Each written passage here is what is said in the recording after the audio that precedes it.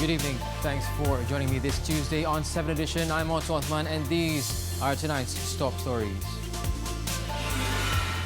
2 assemblymen among 10 charged over links to terror groups. Smokers lose bid to overturn smoking ban. And at least 6 dead as powerful earthquake strikes southern Philippines.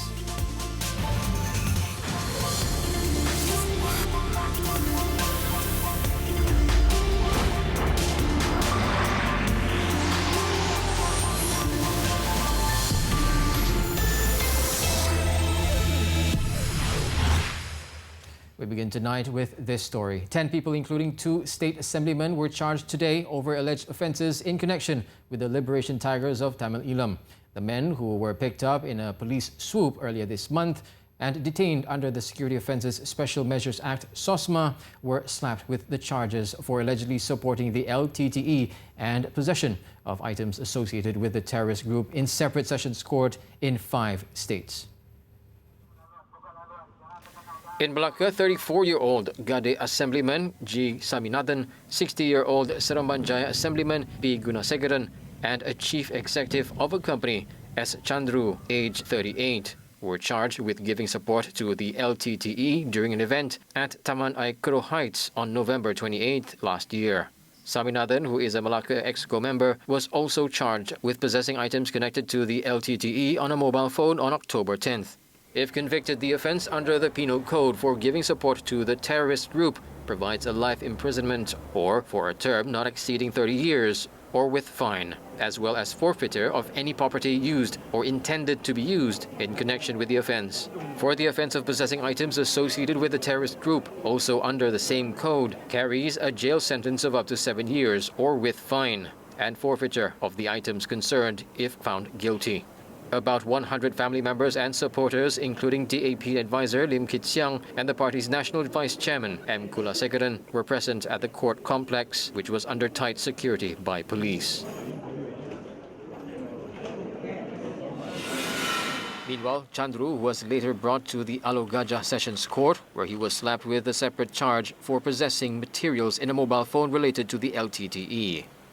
He was accused of doing so at Kampong Bukit Balai on October 12.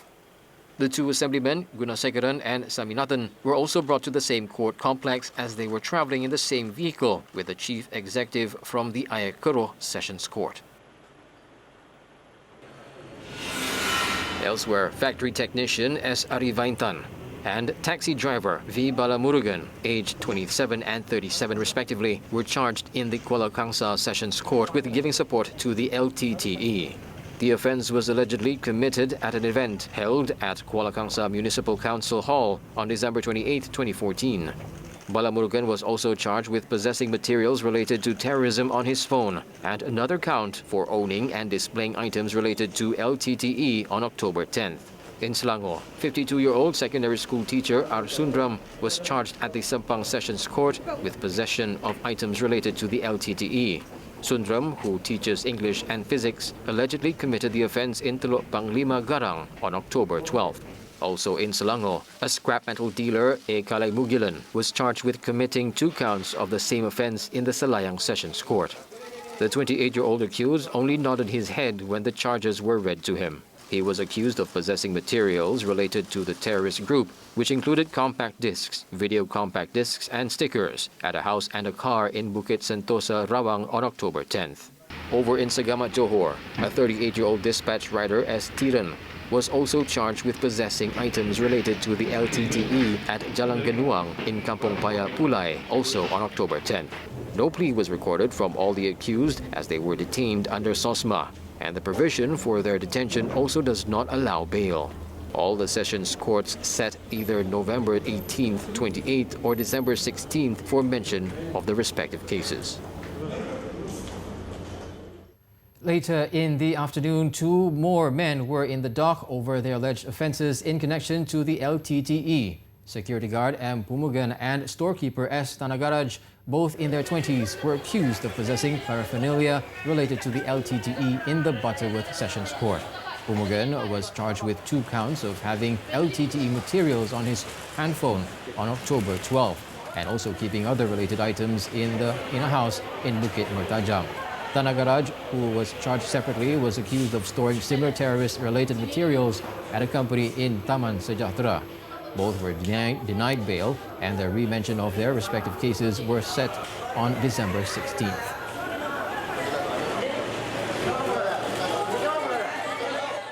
The Kuala Lumpur High Court today dismissed a judicial review by 7 Malaysians on a smoking ban in food outlets that was enforced in January this year.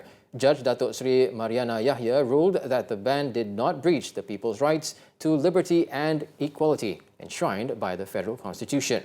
She said the Health Ministry, as the respondent, had taken into account public interest factors in enforcing the ban to protect the public from the danger of cigarette smoke. She also said the ministry was rational in settling the 3-meter distance from any table or chair which is placed for the purpose of preparing, serving or selling food in eateries for smokers to light up. On February 29th, 7 people filed a judicial review application in their capacity as pro tem Pertahankan Hak Perokok supporters. In their application, they claim the smoking ban contradicts the Federal Constitution as smoking was not a criminal activity and was not banned in the country. A Chinese national woman was charged with drunk driving that resulted in the death of a motorcyclist at Jalan Datuk Kramat in Penang last week. The 24-year-old accused, Liu Shasha, pleaded not guilty to driving under the influence of alcohol or drugs, which caused the death of 58-year-old motorcyclist Mohaiddin Ghani Muhammad. The owner of the car was also charged with allowing Liu to drive the vehicle. Gareth Lim Nien Siang, aged 23, pleaded guilty to the charge and was fined 1,500 ringgit. During the incident, he was in the front passenger seat. In October 25th, the crash, the victim, who was a Penang Island City Council worker, was waiting at a traffic light when a car rammed into him from the rear, killing him on the spot. Liu was denied bail and a remention of her case was set on November 8th pending verification of her passport.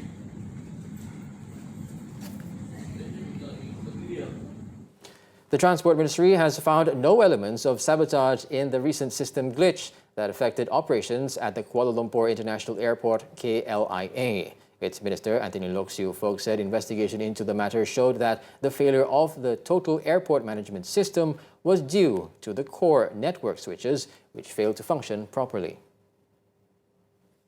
Pihak polis setakat ini belum mengambil apa-apa tindakan ataupun dari segi pendakwaan. Siasatan masih diteruskan, tetapi tindakan pendakwaan belum dijalankan lagi. Itu bermaksudnya belum ada sesiapa yang diimplicate dalam kes ini lagi. Hasil siasatan yang dijalankan, kegagalan rangkaian TAMS adalah disebabkan oleh kegagalan rangkaian Swiss Trust Core Network Switches untuk berfungsi dan ketidakupayaan untuk memisahkan rangkaian Swiss Trust tersebut. Swiss Trust tersebut telah pun beroperasi semenjak KLIA beroperasi pada tahun 1998 dan tidak diganti. Langkah-langkah yang perlu diambil. He also said the core network switches had been in operation since the airport started operations in 1998 and had never been replaced. Loke added the Malaysian Airports Holdings Berhad is also looking into claims of losses suffered by the airlines. The KLIA system suffered a glitch between August 21st and 30th, affecting important airport systems such as the Flight Information Display System, check-in counters, as well as baggage handling systems.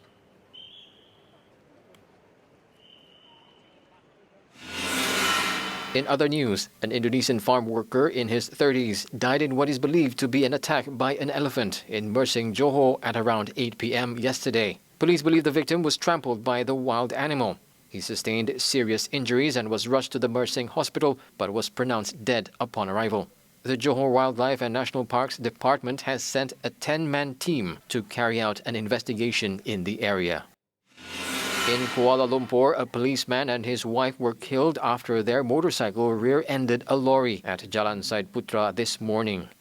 The 8 a.m. incident happened when the couple's motorcycle hit the left side of the lorry, which was stationary due to traffic congestion.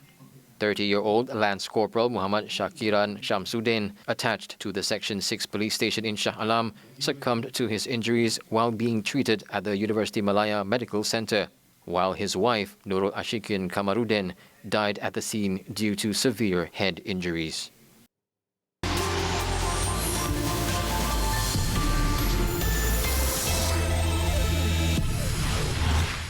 Thank you for staying with us. Gerakan has thrown its hat into the Tanjung Piai by-election by naming its Deputy Secretary General, Wendy Subramaniam, as its candidate. At an event at their headquarters, Gerakan President Dr. Dominic Lau Ho Chai said the 38-year-old lawyer from Johor is an opportunity to prove that women can be good leaders in society too. The party plans to use its own logo in the by-election, which is scheduled on November 16th.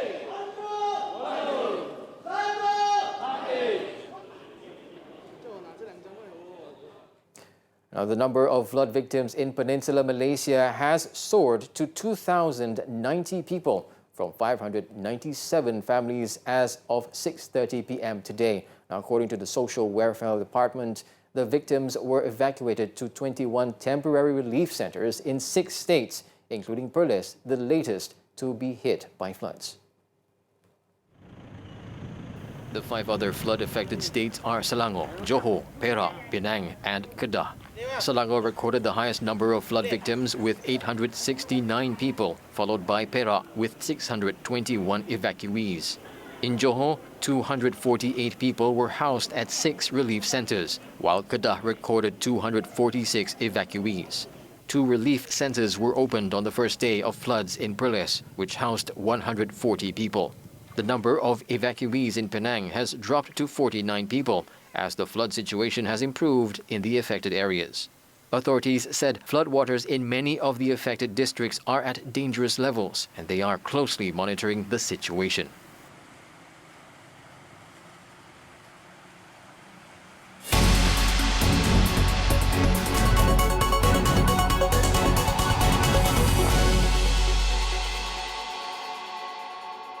Now, on to foreign news. In the Philippines, a powerful 6.6 magnitude earthquake struck Mindanao on Tuesday, leaving 6 killed and scores injured. The shaking lasted up to a minute in some areas, damaging homes, multi-story buildings and classrooms in a region where hundreds are still displaced by a quake that killed at least 5 earlier this month. Authorities said a teenage boy was crushed by a falling wall as he tried to escape his school in the town of Magsaysay, while a collapsing wall in another town, Coronadal, killed a 66-year-old man. Meanwhile, rocks and landslides unleashed by the violent shaking killed 4 others.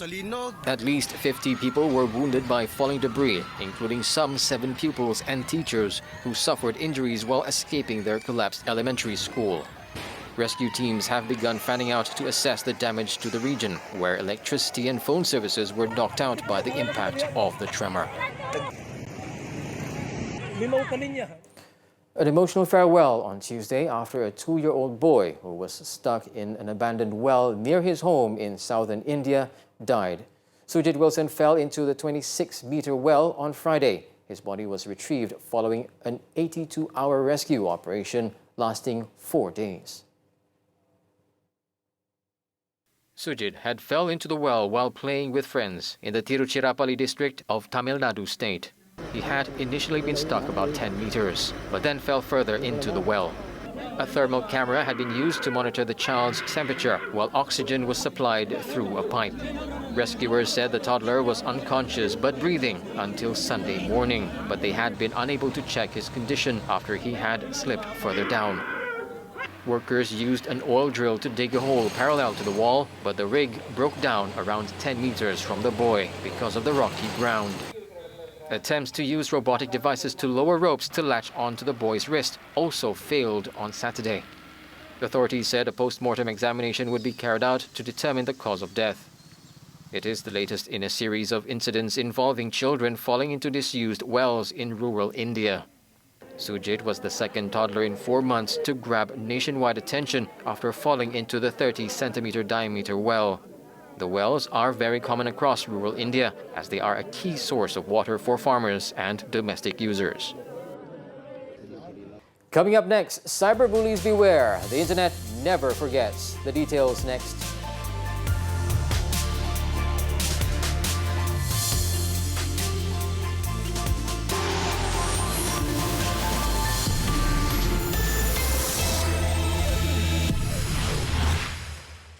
We're back with Clickbait, where we take a look at what's trending and making rounds in the cyber world today. Now, body shaming has become a topic of debate on Twitter following a recent incident where a Malaysian panelist was called out on national TV for cyberbullying. But as karma has it, the story doesn't just end there. Here's the plot twist. The karma triangle started unraveling itself during a three-panel interview on TV3's morning talk show Malaysia Hari Ini on the topic Stop Body Shaming, It's Not Funny. The discussion took a turn when one of the panelists, Azfar Firdaus, popularly known as Azfar Rozdi, called out his fellow panelist Shazwan Zafran for ridiculing him in the past. Saudara Shazwan, ada quote ke itu dan awak tag saya. Dan awak cakap, okay, lepas ni bolehlah kita cari Azfar, buru dan sembelih dia pula. Wah. Yeah, you said that. The 25-year-old model was referring to an August 20th article by Astro Awani about an albino child in Tanzania being slaughtered and sacrificed for a ritual. Despite an outpouring of support for Azfar bravely confronting his bully in such a manner, there were several people who disagreed with how he handled the situation, to which Azfar addressed them in several tweets justifying his actions. Now, since what goes on the internet stays on the internet, Twitter Jaya citizens were quick to search up Azfar's tweet history and found a few posts that were distasteful to Twitter user Arlina Banana. On the day of the MHI interview itself, Arlina tweeted of how hypocritical Azfar was during the interview, when he himself is a cyberbully. She, however, has deleted the tweet and explained that Azfar has apologized and that they are now on good terms. To think the drama stops there, Budi Citawan, another Twitter user, chimed in and claimed Arlina has ridiculed her in the past for her views against feminism. In response to the tweet, Arlina said she has reached out to Budi and has yet to receive a response, while apologizing to others in advance if she had offended anyone in any way.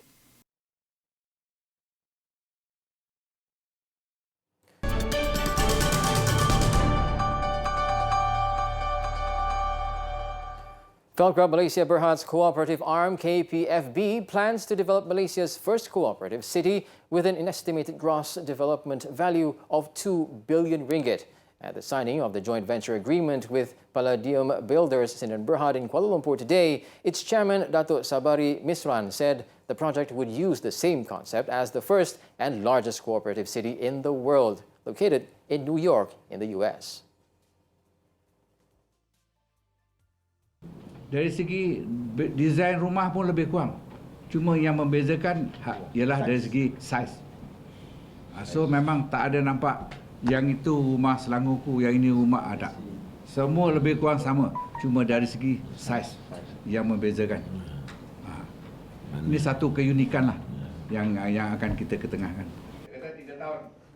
He added the mixed development project will be built on a 16.8-hectare site owned by the company's subsidiary, Mutiara KPFB Sdn Bhd. It will feature 4,000 residential and commercial units with affordable prices for cooperative members. The project is expected to be completed within 3 years, with construction scheduled to begin in February 2020.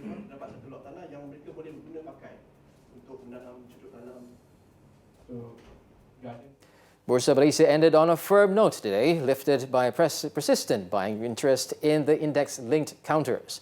The FBM KLCI rose 7.8 points to 1,577.8 as positive trade sentiment fueled investors' risk appetite for global equities. Now on to stocks to watch. Johor Tin Berhad is set to benefit from its 43% owned Able Dairies Mexico, which will be ready for production by the first quarter of next year. The firm will see immediate contributions by the second half of 2020 onwards, with an estimated utilization of 70% from the New Mexico plant. Next. Maxis Berhad continues to be sidelined by fundamentally stronger peers, despite having a focused approach with its capex plans and investments. Mergers talks are also marshalling investors' interest towards other players, making the group less attractive to the telecommunication counter. And last but not least, potential postal tariff hike will only be a temporary relief to Post Malaysia Berhad's postal segment, which is suffering from cost inefficiency. The group is also facing a challenging courier segment due to price and cost pressures, which are eating into its margins.